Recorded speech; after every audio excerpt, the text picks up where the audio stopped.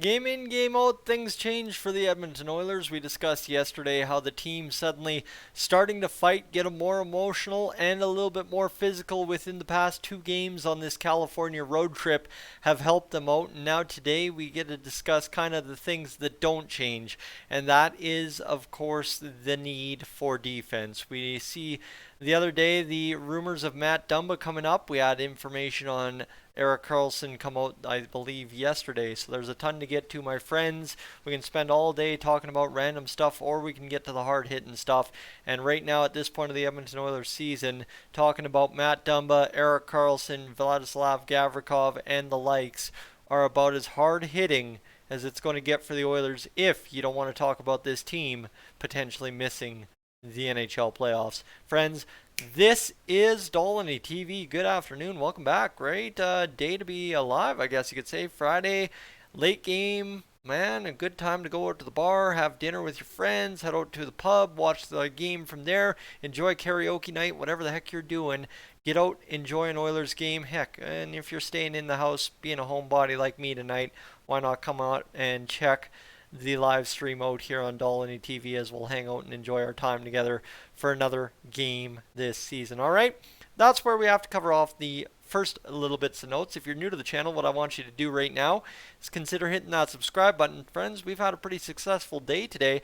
Now only, hold up, stop the presses, 76 subscribers away from 10,000, and there's an outside chance if we can somehow, some way gain 25 a day, Monday morning I could wake up to 10,000 of us hanging out here on Dolany TV, enjoying Oilers and other discussion here on the channel. All right, game over. Housekeeping notes are done.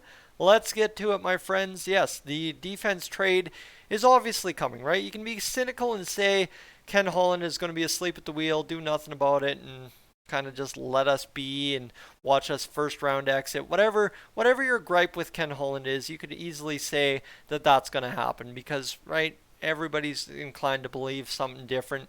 Opinions are like you know what, and everyone has one, so trying to argue that, I don't need to. What I'm saying here is we have been roped along long enough to believe that there is a trade coming for either a left-hand shot defenseman, potentially a right-hand shot defenseman, potentially a defenseman going out, and maybe yes, Puljujarvi leaving the Edmonton Oilers. That's what we've been roped into believing so far as Oilers fans this season. So with that in mind, you know, I just figured we'd check in on some names here and get to what we got to know, right? What we know now is Eric Karlsson, to get 18% retained, is going to cost 3 first-round picks, whether that's all in the capital of draft picks or whether that's in players that were first-round draft picks. I don't think I read enough on that to figure that one out, so you tell me if you know anything further on that. And secondary to that, too, is obviously, you know, Joel Edmondson could cost.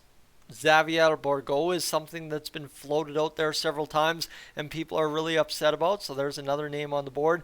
Vladislav Gavrikov could cost 1, if not 2 or 3 draft picks. I know there's as well floated out there right now. You've got Matt Dumba, who I don't know how you make that salary work from an Edmonton Oilers aspect if you're not giving up Tyson Barrie or Jesse Puljujarvi. What does the draft stock look going back as well? There's a whole ton of things, and of course he is a right-hand shot last I checked.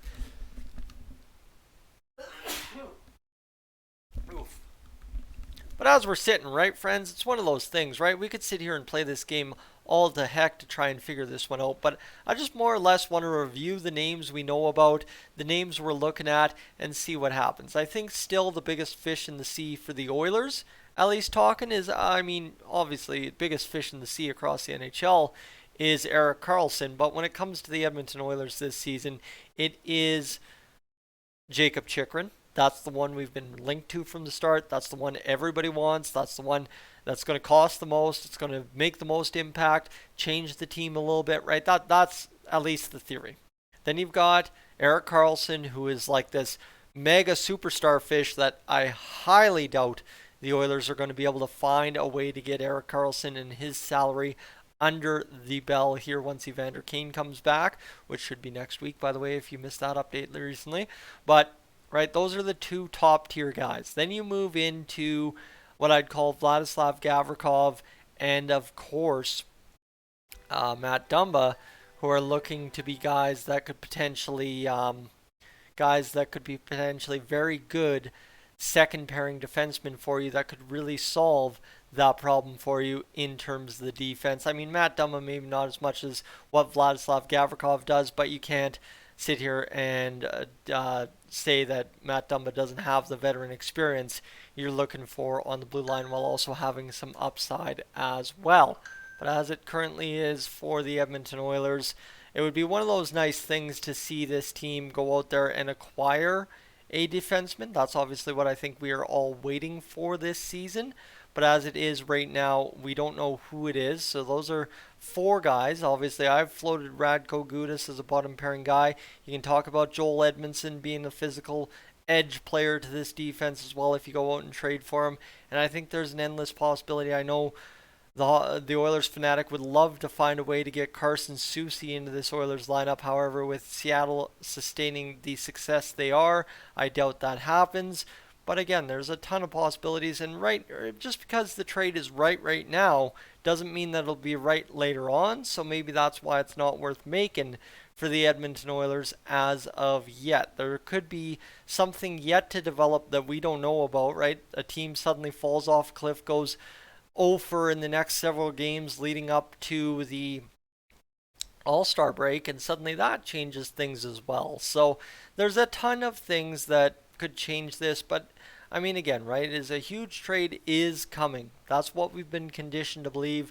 That's what we've been told is going to happen, and that's what I understand will happen for this Edmonton Oilers team at some point. At what point does it happen? Who is it? Why is it? And how is it?